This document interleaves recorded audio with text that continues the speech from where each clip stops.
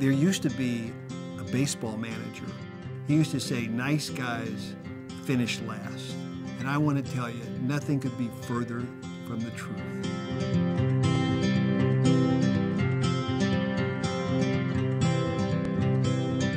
You know, many times I've thought about my grandparents, my father, and wanted to have another conversation with him. Just wanted to talk to him. Wanted to talk to my grandfather, who's been gone for a long, long time.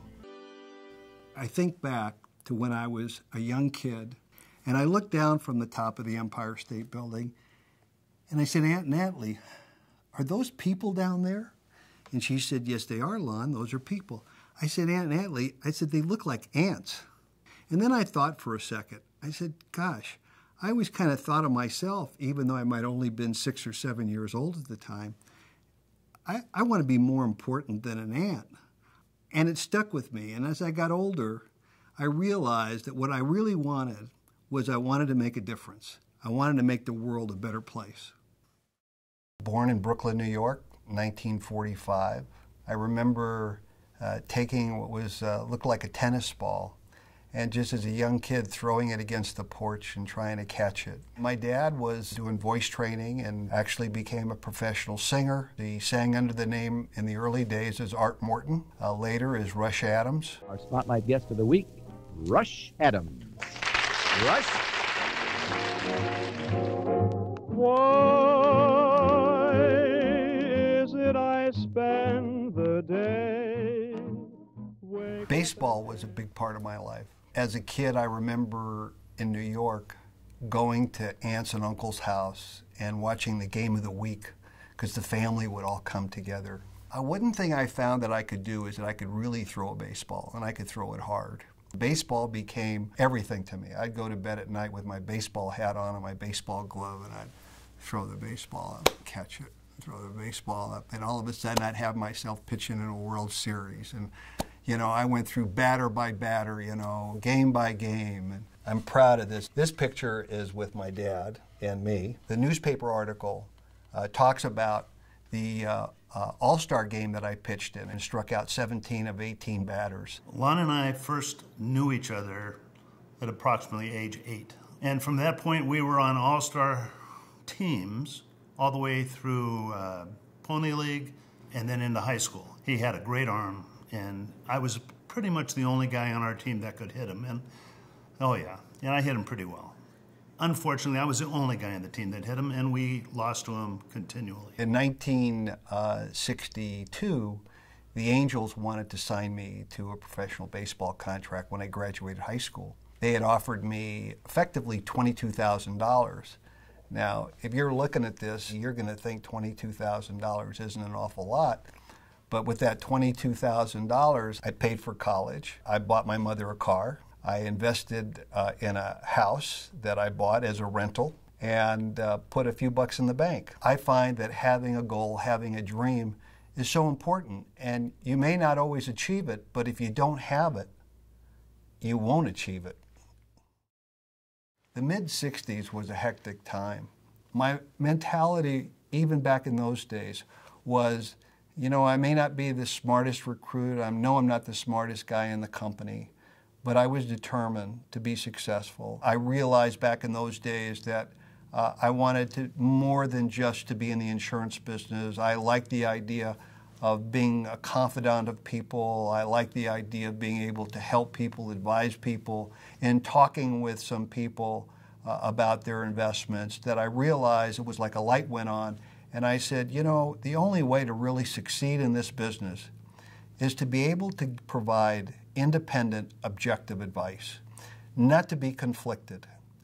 I found that receiving a commission, getting compensated for selling a product, eliminated you from really aligning your interest with the people that you're advising. It was in 1978 that I said to my partners, I said, I have this belief that we could establish a huge business here, providing investment advice, not taking commissions, but just providing independent, objective advice.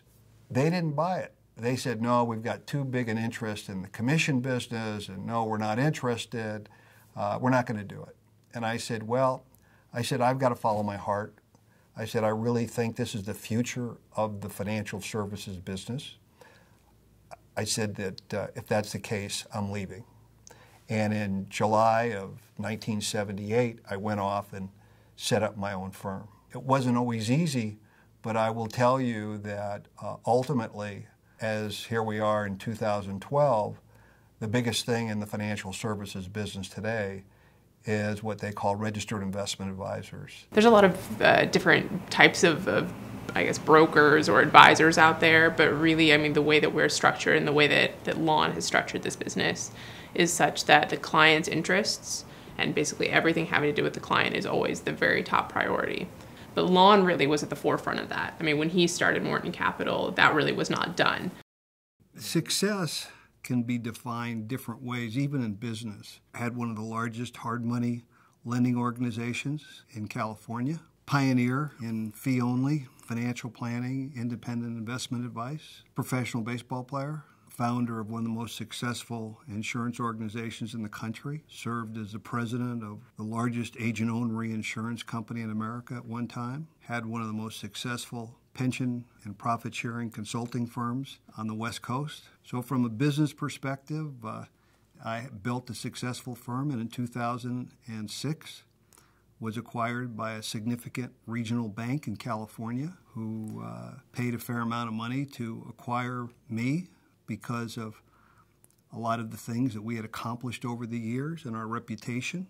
I couldn't ask for more. I mean, when you take a lot of those things that happened professionally and put it together with my personal life and the fact that I feel I'm healthy today, 67 years old. I've got 5 wonderful grandkids, 2 wonderful daughters, and a wonderful wife, and they're all healthy. So it doesn't get any better than that. Failure or adversity is experienced by everyone at one time or another. You know, when we're in a crisis situation, 2008 was sort of this year-long crisis. But there were times when it got very, very, very scary in terms of what was going on in the outside world. Lon was very calm and said, let's just think this through, you know, let's figure out what we need to do and let's do it. I said the most important thing I have right now is my reputation. And if I don't protect my reputation, if people don't feel that I'm an honorable person, I said, then we won't be able to stay in business or go back into business in the future. I don't think I've ever seen the man raise his voice in 21 years. The fact is that I hung with it, stayed with it, didn't leave it for somebody else to do. The word honor, the word integrity, honesty, love, respect, all of those things. I mean, I think they're essential to not only becoming a quality person, not only being in a position to improve this planet called Earth, but also to look back on your lives as you move through life and feel good about yourself and about your family. You know, Lon and I don't have a whole lot in common, but one of the things we have in common are family values. The family is, you know, pretty much everything. He's worked really hard over the years, and by doing so, he's allowed me to have the time to devote to the family and be there for the children and be there for the grandchildren, because I haven't had to work. So because of that, it's kind of worked as a team.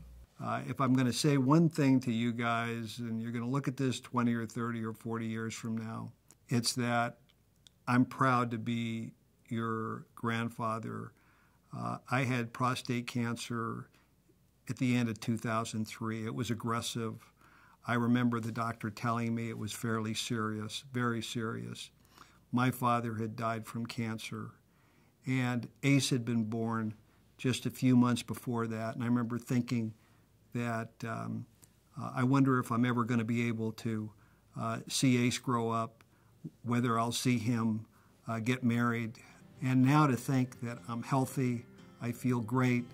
It's 8 years later, and not only do I have Ace, but I have Parker and Preston, and I have Lane, and I have Duke, and who knows who else will come along.